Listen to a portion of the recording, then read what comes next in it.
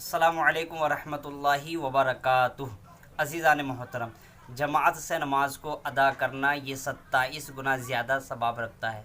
दो नमाजी, चार नमाजी, इससे ज़्यादा नमाजियों के साथ में जमात में शामिल होकर के नमाज को अदा करना तो आसान है, लेकिन कभी जो है एक मुक्तदी और एक इमाम साहब के साथ में भी जमात हो जाती है। उसका तरीक़ा यह है कि राइट हैंड पर इमाम साहब खड़े हों और जो है लेफ़्ट हैंड पर मुक्तदी खड़े हों।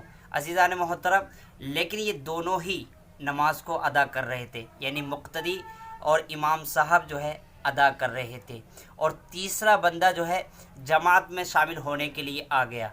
अब वो क्या करे? पहले वाले मुक्तदी को बग़ैर नियत बांधे पीछे को करे, या फिर जो है नियत बांध करके जो है पीछे करे। इसी के ताल्लुक़ से इमाम अहमद रज़ा ख़ान अलैहि रहमतु व रिज़वान से जब सवाल हुआ, आला हज़रत फरमाते हैं कि दोनों ही तरीक़े जो है वो जायज़ है, लेकिन ऊला ये है कि नियत बांध करके पीछे किया जाए। लेकिन उसकी तसरीह फरमाते हैं कि हाँ, मुनासिब ये है कि बगैर नियत बांधे भी पीछे कर सकते हैं। लेकिन यहाँ पर ये बात गौर है करने की है, वाजिब तंबीह है कि खींचा उसे ही जाए कि जो ज़ी इल्म वाला हो, यानी ज़ी इल्म हो, इल्म वाला हो, जो इस मसले से वाकिफ़ हो, इस मसले से वाकिफ़ हो, उसी को खींचा जाए। अज़ीज़ान मोहतरम, क्यों? क्योंकि नमाज में अल्लाह और उसके रसूल के अलावा किसी से कलाम करना ये मुफ़सिदे नमाज है।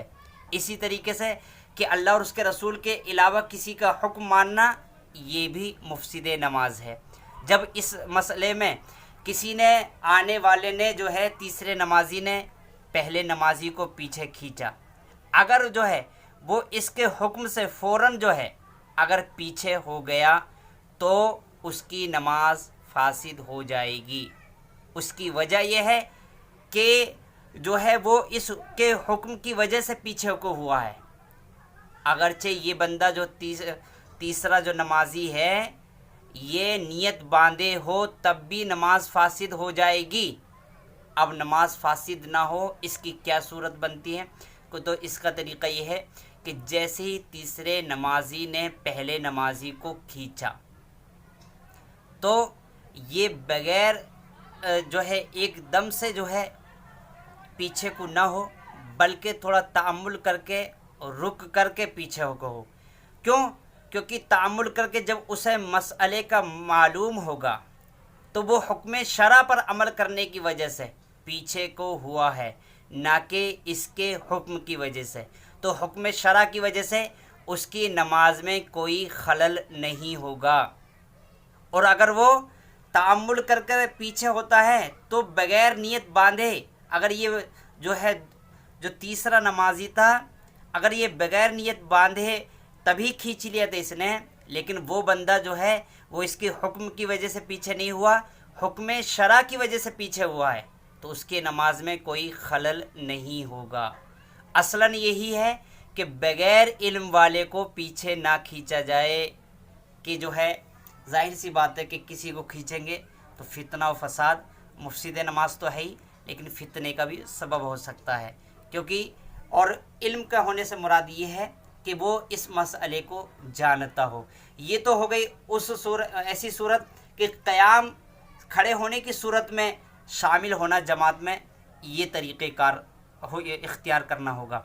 लेकिन अज़ीज़ान मोहतरम, अगर जो है वो कायदे की हालत में है, यानी वो तशाहुद की हालत में इमाम और मुक्तदी हैं, अब ये जो तीसरा बंदा आया है ये कैसे शामिल होगा? तो ये उस मुक्तदी के साथ में शामिल हो जाएगा कि ऐसा शामिल होना सिर्फ़ खिलाफ़ ऊला है। और अगर जो है दो मुक्तदी ऐसे ही नमाज को अदा कर रहे थे और अब जो है तीसरा मुक्तदी और आ गया, तो क्या वो तीसरा भी इमाम साहब के बराबर, यानी जो ये दो मुक्तदी खड़े होकर के नमाज को अदा कर रहे थे इन्हीं के साथ में खड़ा हो जाएगा? नहीं अज़ीज़ान मोहतरम, बल्कि वो पीछे खड़ा होगा।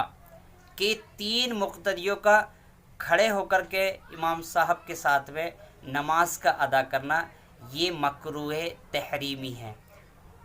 تو عزیزان محترم یہ طریقہ کار رہے گا جماعت میں شامل ہونے کا۔ واللہ عالم و رسولہ عالم، صلی اللہ علیہ وسلم۔